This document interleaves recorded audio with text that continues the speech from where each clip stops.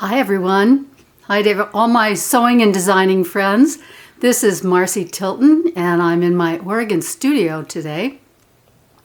I leave for Paris the day after tomorrow, so I wanted to share with you some packing tips and ideas that I'm using.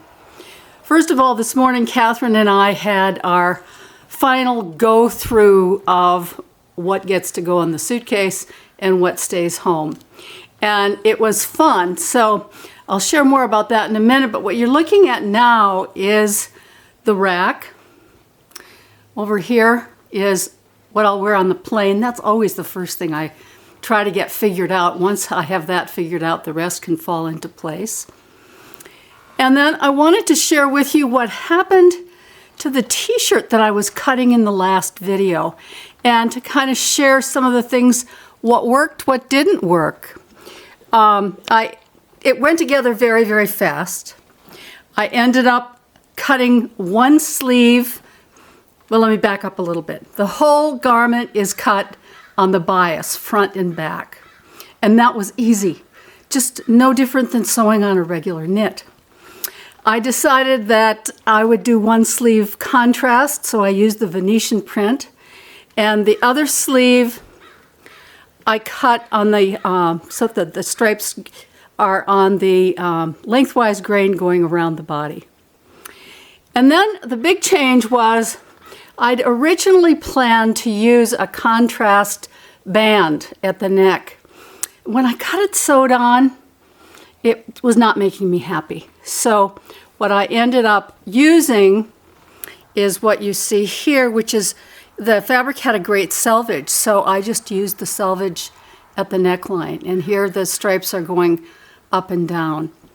So I'm very happy with it. It ties together my new color combination as well as the old, which is black, black, and more black. And what got me going this season was I bought this jacket that I have sitting out front. So it's like a sweatshirt kind of material, and it's a pale celadon green. And then I went out to the barn and I started looking for fabric that would go with it. And I can't show you the t-shirt because it's a prototype for a future pattern, but I do want to share the idea. So the fabric, it was a good match. The colors were just about the same, only it was plain. And I kept looking at it and thinking, it looks a little flat. So here's what I ended up doing. So here's this is the pattern of the striped t-shirt, Vogue 9057. And what I did was I took one of these tea juice pens and can't get the top off. They're like giant, there we go. They're like giant felt tip pens.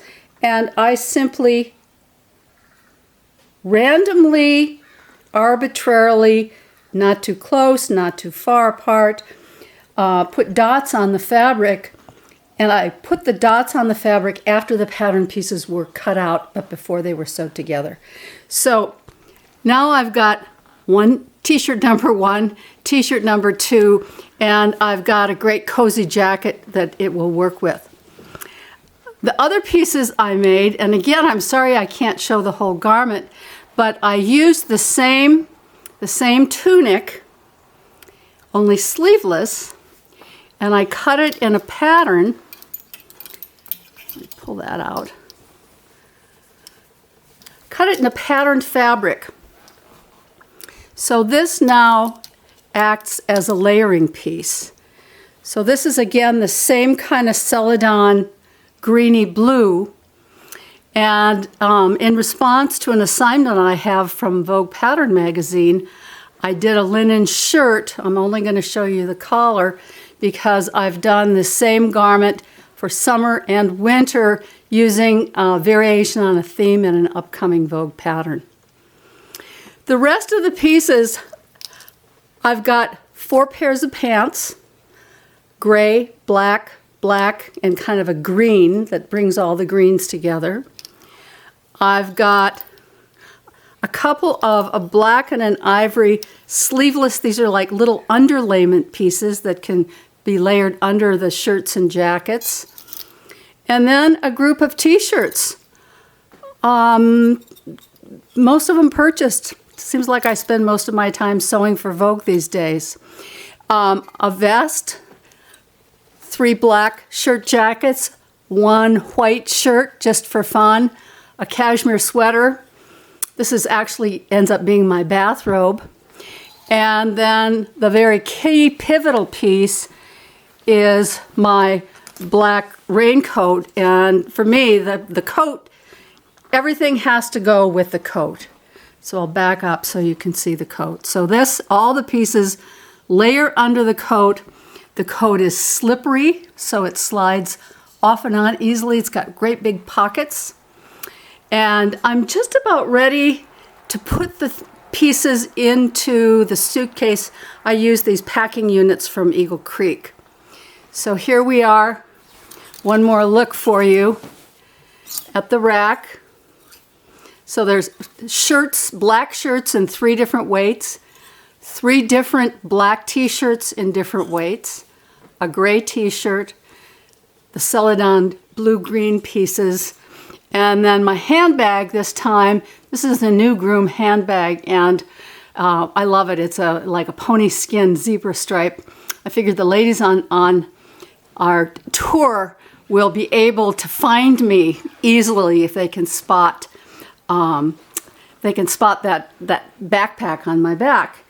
And then down here, the scarves, there's just a few scarves. There's a great one that has all those greens in it, an off-white, and then a little black silk scarf that's almost like a fur piece.